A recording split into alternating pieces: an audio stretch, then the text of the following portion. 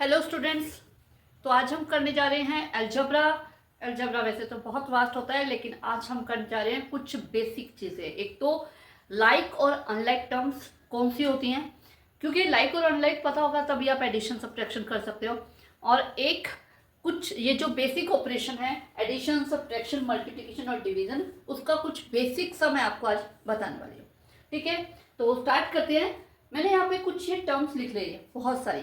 इनमें हमें ये देखना है कि लाइक टर्म कौन सी है।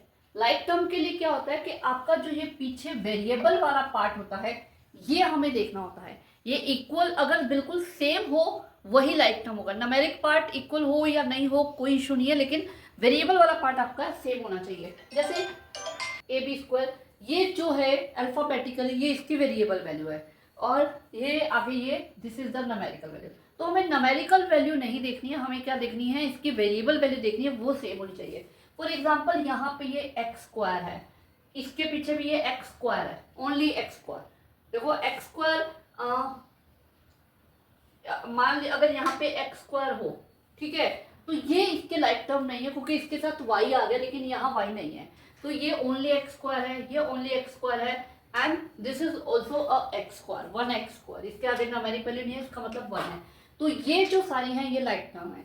इसी तरह सेम ए बी स्क्वायर, ठीक है, बी स्क्वायर है। जैसे कि हम 2 × 3 हो या 3 × 2 हो, दोनों सेम होते हैं, वैसे ही अगर ए स्क्वायर बी हो या बी ए स्क्वायर हो, सेम बात है। लेकिन ए की 2 और बी की 1 ही होनी चाहिए। ठीक है, यहाँ पे ए बी स्क्वायर है, ठीक है। इसी तरह ये भी ए बी स्क्वायर, उल्टा दे रखा है, लेकिन बी स्क्वायर ए, यानी ये भी सेम वैल्यू है। ठीक है, अब यहाँ पे ये ए स्क्वायर बी भी, आप देख सकते हो यहाँ पे ये ए की 2 है और यहाँ ए की 1 है, और यहाँ बी की 1 है और यहाँ बी की 2 है। तो ये इसकी लाइक टर्म नहीं है, ये लाइक टर्म्स हैं जो भी हम देख रहे हैं। These are the like terms. Clear हुआ लाइक टर्म्स कौन सी होती हैं? ठीक है, और एक चीज माइंड में रखना है, एड सब्ट्रैक्ट जो है वो लाइक टर्म में ही होगा, अनलाइक टर्म में नहीं होता है।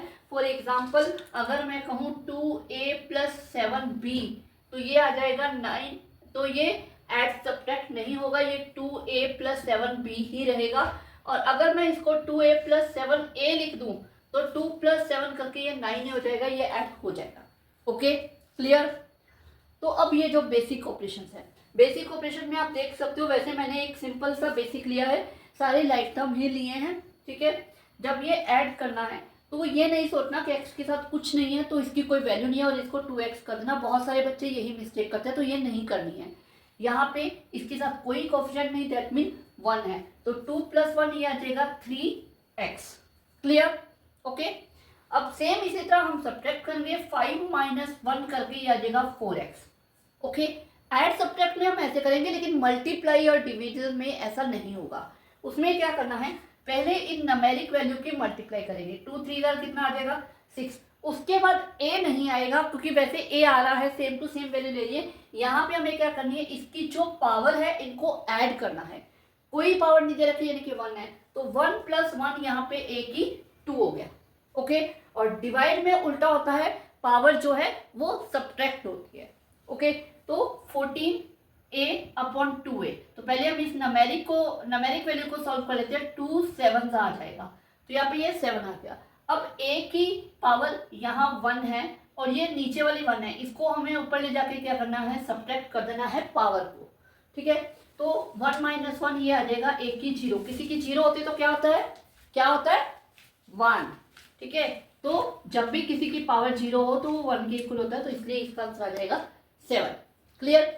इन्हीं ऑपरेशंस को और डीपली और अच्छे से मैं अलग वीडियोस बनाऊंगी, हर ऑपरेशन का अलग अलग वीडियो होगा, लेकिन यहाँ पे मैंने थोड़ा सा बेसिक समझाया। ओके।